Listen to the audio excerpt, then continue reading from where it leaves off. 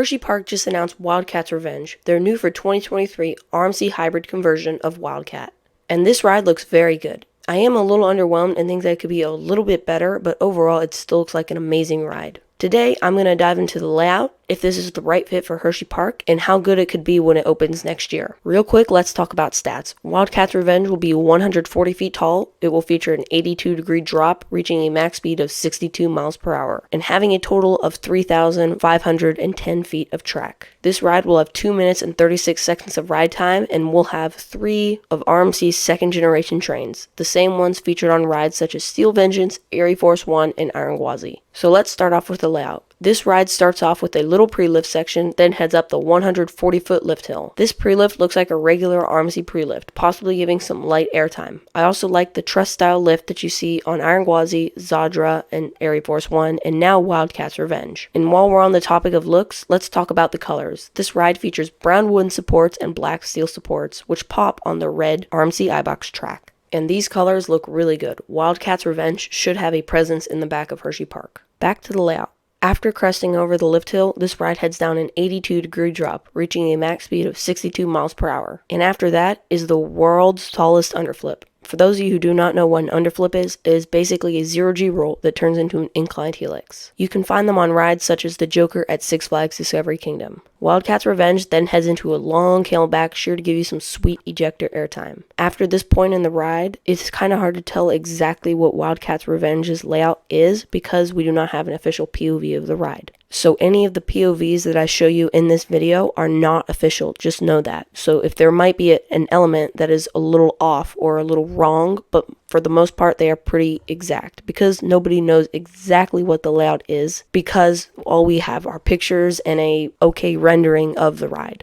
After the camelback, Wildcat's Revenge then heads into an off-axis airtime hill that heads into a wave turn. After the wave turn, you head into a zero-G stall, which is oddly almost right next to the truss structure, but is not connected to it, such as on a ride like Air Force One or Zadra. After the zero-G stall, Wildcat's Revenge then heads into an overbank turn, and this is the first part that I cannot exactly figure out. The POV that I show here does show a wave turn, but all the pictures from Hershey Park make it look more like a wave turn, so I cannot exactly figure out what it is, but I do think it might be a wave turn.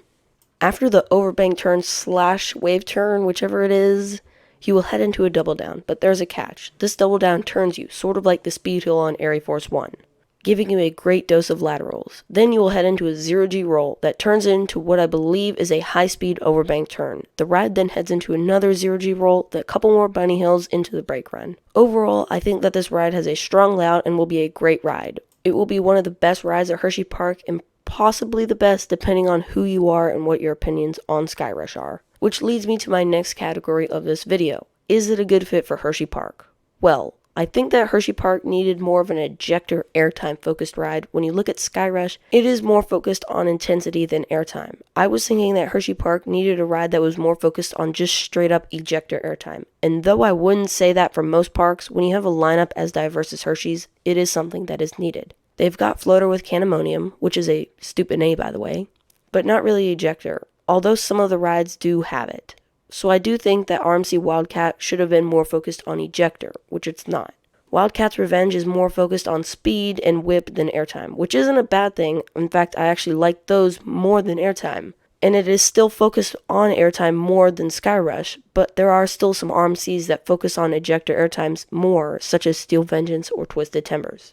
Now let's talk about how good this ride will be. This ride looks to be a mid to high tier RMC. It looks like a mini Zadra or Iron Gwazi. Will it be as good as those rides? No, but another ride that shares some similarities with it is Air Force One. Not really layout wise, but stat rides. Air Force One is just 15 feet taller, 2 miles per hour faster, and 100 feet shorter. They also both have foreign versions and were designed by Joe Draves. In fact, they are the only 2 RMCs designed by Joe Draves. But I do think that Air Force One will have the slight edge because of its pacing, intensity, and whip. I'd also like to point out that this is the beginning of a new era for RMC conversions. If you look at the 2 latest RMC conversions, Iron Gwazi and Wildcat's Revenge, you will see that RMC is taking in new directions for these coasters. Every conversion they did before Iron Gwazi, the new ride would follow the same path as the old one, just with modifications in the height and of course the layout. Now if you look at Iron Gwazi or Wildcat's Revenge, it's like a whole new ride in the same plot of land. you'll see that the old paths are completely different from the new ones. Basically, RMC is designing the coaster first, then making slight modifications to the layout to try to reuse as much structure and footers as they can. For example, the lift hill structure on Steel Vengeance at Cedar Point is the same as the lift structure on the old Mean Streak. They are the exact same, it's just they added height to it for Steel Vengeance. Whereas the lift structure on the old Wildcat is now where the underflip is on the new Wildcat's Revenge. Though doing this adds money to the project, it means that RMC has more freedom when designing the layout, meaning they can make a better ride.